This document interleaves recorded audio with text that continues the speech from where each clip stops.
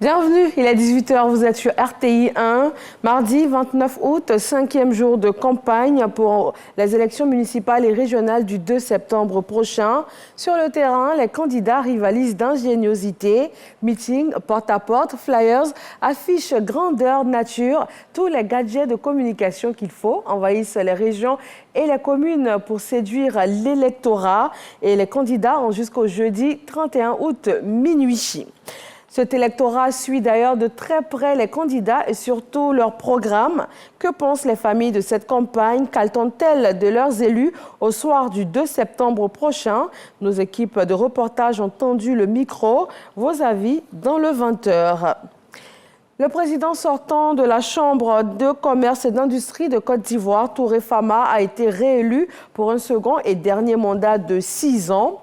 Désormais, l'objectif de cette équipe est de préserver et consolider les acquis de la Chambre d'industrie et de commerce de Côte d'Ivoire et surtout de la hisser au rang des chambres les plus performantes au sein des réseaux consulaires en Côte d'Ivoire, au continental et à l'international.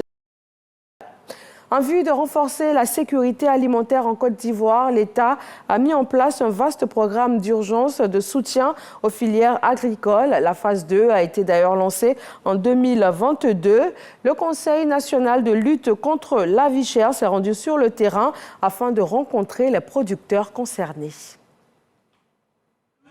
La secrétaire exécutive du Conseil national de lutte contre la vie chère, en mission d'évaluation dans les régions du Guémon, du Cavali et du Haut-Sassandra, Dr Rani Didis Bakone, veut s'assurer de la bonne exécution des activités relatives au PUGA 2, programme d'urgence de soutien aux filières agricoles. Un programme mis sur pied par le gouvernement pour renforcer la sécurité alimentaire en Côte d'Ivoire. Au niveau des Dioukouis, nous avons eu à mettre en place 300 hectares de manioc par 230 producteurs.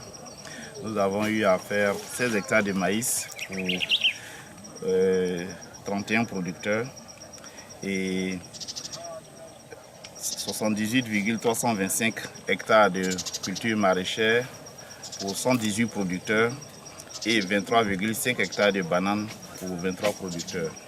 Nous sommes vraiment ravis des résultats que nous constatons aujourd'hui avec Madame Beibo, dont nous avons pu visiter la parcelle et voir la réalité en fait de l'appui du gouvernement aux producteurs. Et ça, je veux dire, c'est vraiment montrer à quel point l'action gouvernementale est au plus près des populations. Et moi, quand je vois la satisfaction de Mme Beibo et toutes les femmes productrices de son association, les femmes veuves de Diokwe, qui bénéficient du programme PUGA 2, nous ne pouvons que aller rendre compte au gouvernement de la satisfaction des différents acteurs. À terme, le PUGA 2 vise la production de 100 000 tonnes de produits maraîchers, 150 000 tonnes de manioc, 40 000 tonnes de maïs, 4 750 tonnes de bananes plantées en culture pluviale et 5 250 tonnes en culture irriguée. Des défis réalisables avec un peu plus de soutien selon les exploitants agricoles. Rappelons que, dans le cadre du PUGA 2 démarré en 2022, les exploitants agricoles ont déjà bénéficié de semences d'engrais, de tracteurs, de tricycles et de bennes.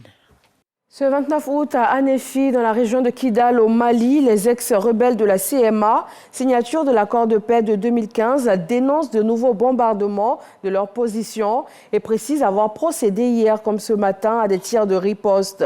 L'armée malienne, de son côté, dit avoir visé des groupes armés terroristes auteurs de plusieurs exactions contre les populations civiles et aussi d'attaques contre les forces maliennes. Dans le même temps, Bamako appelle les groupes signataires à revenir à la table des négociations. Au Gabon, l'heure est à l'attente des résultats après la tenue des élections présidentielles, législatives et locales du samedi 26 août dernier. Tous les regards sont tournés vers le centre gabonais des élections qui doit proclamer les résultats. Ces agents dépouillent depuis samedi soir des milliers de bulletins de vote. Ce sont près de 850 000 Gabonais qui étaient appelés aux urnes pour départager les 14 candidats à la présidentielle et choisir les élus pour les législatives et les locales. Le chef du groupe paramilitaire Wagner, Evgeny Prigojine, décédé mercredi dernier avec plusieurs de ses proches dans la chute de son avion privé, a été enterré aujourd'hui. La cérémonie s'est déroulée en toute intimité dans un cimetière de la périphérie de Saint-Pétersbourg. Ce cimetière est celui où est déjà enterré son père. Et il tient d'ailleurs son nom d'une ancienne poudrière à canon installée juste à proximité. Dans ce cimetière sont des artilleurs et des spécialistes de la poudre qui sont enterrés. Merci de vous informer sur RTI1. Rendez-vous à 20h.